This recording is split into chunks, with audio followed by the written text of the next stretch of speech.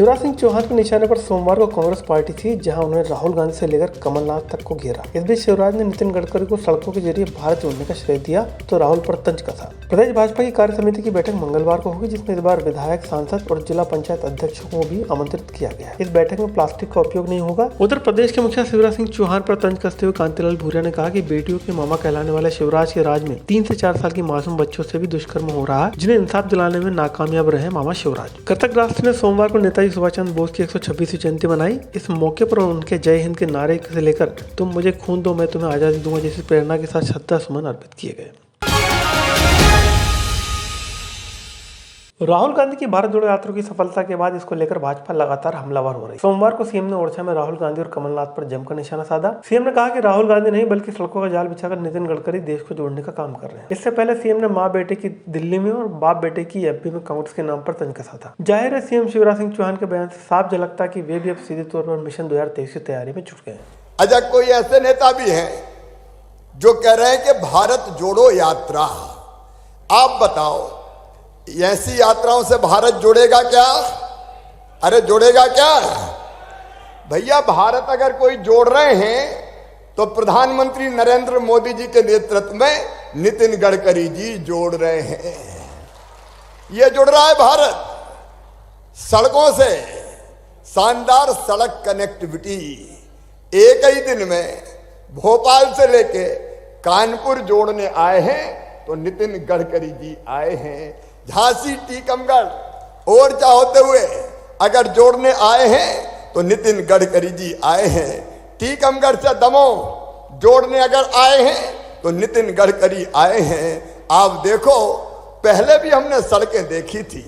उधर प्रदेश भाजपा कार्य समिति की बैठक मंगलवार को राजधानी में होगी, जिसके तैयारियों को लेकर प्रदेश अध्यक्ष वी डी शर्मा ने पत्रकारों से चर्चा की। वीडियो ने बताया कि इस बैठक में पहली बार कार्यकारिणी सदस्यों के अलावा आमंत्रित सदस्य, सांसद, विधायक और जनपद अध्यक्षों को बुलाया गया है। इस बैठक में प्लास्टिक का उपयोग नहीं होगा और तकनीक का उपयोग कर आने वाले सदस्यों के ई रजिस्ट्रेशन किए जाएंगे। विशेष तौर पर इस बार हमने इस कार्यकारिणी में हमारे सम्मानीय सांसद और विधायक उनको भी इस बैठक के लिए विशेष आमंत्रित किया है। जिला पंचायत के हमारे अध्यक्ष हैं, तो ऐसे ओवरऑल एक बृहद कार्यकारिणी की बैठक कल संपन्न होगी और ये बैठक विशेष तौर पर इको फ्रेंडली, प्लास्टिक मुक्त बैठक, यानी इस बैठक में किसी प्रकार के प्लास्टिक के इस उत्पादों का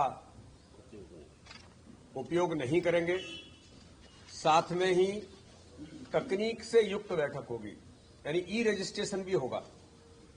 जितने भी कार्यकर्ता पूरे मध्य प्रदेश के कार्यकारिणी की बैठक में आएंगे उसमें ई रजिस्ट्रेशन की व्यवस्था भी हमने की है, दोनों प्रकार से की है। उधर कांग्रेस पर शिवराज ने हमला बोला तो इधर से आदिवासी नेता कांतिलाल भूरिया ने उन्हें खरी खरी सुनाई। कांतिलाल भूरिया ने प्रदेश की कानून व्यवस्था पर सवाल उठाते हुए सीएम शिवराज सिंह चौहान की घेराबंदी की है। भूरिया ने कहा कि प्रदेश में 3 से 4 साल की मासूम बच्चों से दुष्कर्म हो रहे हैं और मामा मौन है। भूरिया ने कहा कि मामा को चाहिए कि ऐसे बच्चों को इंसाफ दिलाएं।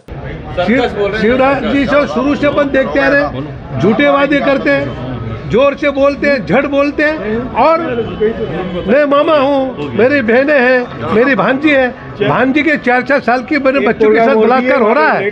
शिवराज जी इसके ऊपर ध्यान दें। जो अगर छोटी बालिका मैंने 3 साल की 4 साल के साथ बलात्कार है तो मामा क्या देख रहा है? मामा तो ऐसे लोगों को सख्त से सख्त कार्रवाई करना चाहिए, आजन्म कार्रवाई होना चाहिए उनको। आजाद हिंद फौज के जरिए देश की आजादी में अभूतपूर्व योगदान देने वाले नेताजी सुभाष चंद्र बोस की सोमवार को 126वीं जयंती है। इस मौके पर कृतज्ञ राष्ट्र ने उन्हें नमन किया। प्रदेश कांग्रेस कार्यालय में नेताजी की प्रतिमा पर माल्यार्पण कर कांग्रेसियों ने नेताजी को आजाद हिंद फौज और तुम मुझे खून दो मैं तुम्हें आजादी दूंगा जैसी प्रेरणा का संकल्प लेकर उन्हें याद किया। सभी को बधाई कामनाएं देना चाहता हूँ।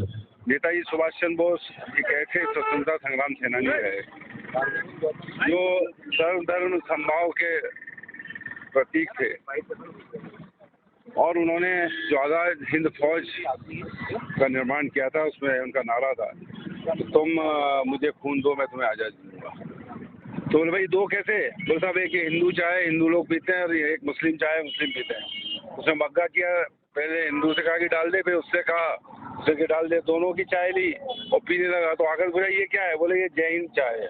तो ये जय हिंद का नारा और जय हिंद की भावना अगर किसी उस जमाने में भी अंग्रेजों से लड़ते हुए ये नेताजी सुभाष चंद्र बोस की देन थे। बहुत बधाई, बहुत शुभकामनाएं।